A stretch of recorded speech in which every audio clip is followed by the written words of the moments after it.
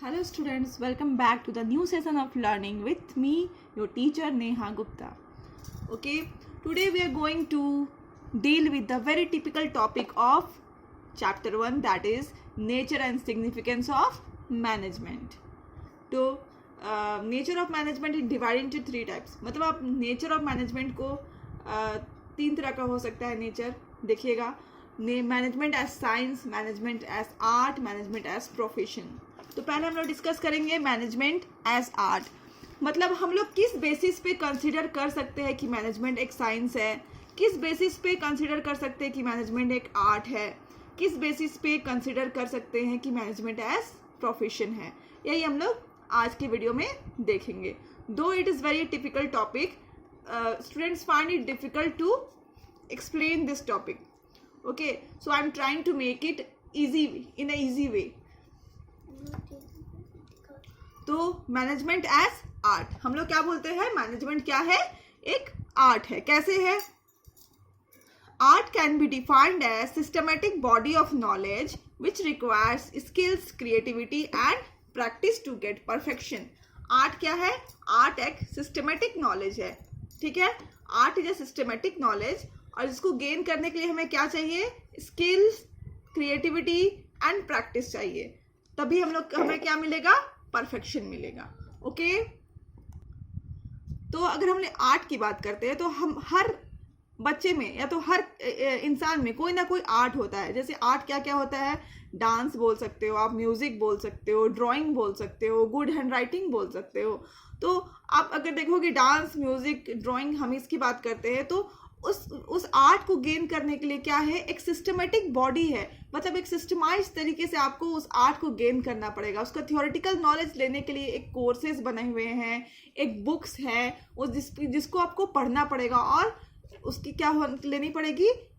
Theoretical knowledge gain करनी पड़ेगी. Okay, लेकिन उसको अगर आपको परफेक्शन चाहिए उस आर्ट में, सपोज आपको म्यूजिक में परफेक्शन चाहिए, ठीक है, आपने एक थियोरेटिकल नॉलेज गेन कर लिया, बट आपको अगर उसमें परफेक्शन चाहिए तो आपने थोड़ी स्किल्स लगानी पड़ेगी, क्रिएटिविटी करनी पड़ेगी, तब जा करके और प्रैक्टिस से क्या होगा?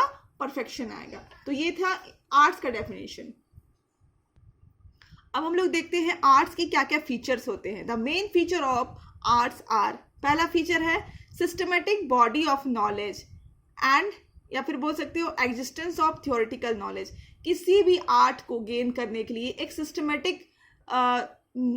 सिस्टमेटिक बॉडी ऑफ नॉलेज के थ्रू आपको जाना पड़ेगा. मतलब पूरे कोर्स, एक सपोज हम लोग एग्जांपल लेते हैं डांस के बारे में, तो आपको अगर डांस में डिग्री चाहिए तो आपको एक सिस्टमेटिक बना हुआ है कि आपको इतना साल का कोर्स करना पड़ेगा, ये थ्योरेटिकल नॉलेज ये सब गेन करना पड़ेगा. या फिर आप सिंगिंग की बात करें तो सिंगिंग में क्या होता है कि आपको एक थ्योरेटिकल एडमिशन लेनी पड़ेगी, फिर एक थ्योरेटिकल नॉलेज उसमें गेन करना पड़ेगा. तो इन द सेम वे हम लोग क्या बोल सकते हैं कि मैनेजमेंट में भी आपको एक्सीलेंस करने के लिए या फिर मैनेजमेंट में भी आपको क्या करना पड़ता है? थ्योरेटिकल नॉलेज गेन करना पड़ता है. बहुत सारे कोर्सेस है, लाइक BCA है, MBA है, जिसको आप जिसमें अगर आप एडमिशन लेते हैं तो आपको क्या मिलती है? मैनेजमेंट की थ्योरेटिकल नॉलेज मिलती है. तो हम लोग क्या बोल सकते हैं?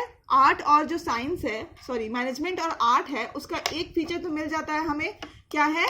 कि दोनों है सिस्टमेटिक बॉडी ऑफ नॉलेज. दोनों को गेन करने के लिए हमें एक सिस्टमेटिक बॉडी ऑफ नॉलेज, मतलब एक कोर्स करना पड़ता है, एक थ्योरी को रीड करना पड़ता है, तभी हमें क्या मिलता है? उस चीज़ की नॉलेज मिलती है. तो हम लोग क्या बोलेंगे? पहले वाले में एप्लीकेबल लिखेंगे. मतलब ये जो फीचर है किसकी? आर्ट की, ये मैनेजमेंट में भी एप्लीकेबल है. So we can say that first feature of the art matches with management. Okay. Second is personalized application. Personalized application मतलब कि सपोज आपने क्या किया? सिस्टमेटिक नॉलेज गेन कर ली. ओके, अगर मान लो हम लोग म्यूजिक की बात करें, म्यूजिक में आपने क्या किया? Systematic body of knowledge gain कर लिया. ठीक है, उसके बाद आपको उसमें अगर परफेक्शन लाना है, आपको दूसरों से अपने आप को अलग करना है, तो आपको क्या करना पड़ेगा? अपना स्किल यूज करना पड़ेगा, क्रिएटिविटी यूज करना पड़ेगा, ज़्यादा प्रैक्टिस करना पड़ेगा. तभी आप क्या करोगे? आप दूसरों से अलग हो पाओगे, पर्सनलाइज्ड हो पाओगे. इन द सेम वे जो मैनेजर्स होते हैं वो क्या करते हैं? उनको भी एक सिस्टमेटिक बॉडी ऑफ नॉलेज दिया जाता है, मतलब उनको भी एक कोर्स कराया जाता है और एक कोर्स के जरिए एक थ्योरी का नॉलेज दिया जाता है। बट अगर मैनेजर को अपने आप को दूसरे मैनेजर से अलग करना है, एफिशिएंट मैनेजर बनना है, तो क्या करना पड़ेगा, उस थ्योरी को सही तरीके से अप्लाई करना पड़ेगा। मतलब क्या है कि उसको अपना क्रिएटिविटी और स्किल भी यूज करना पड़ेगा।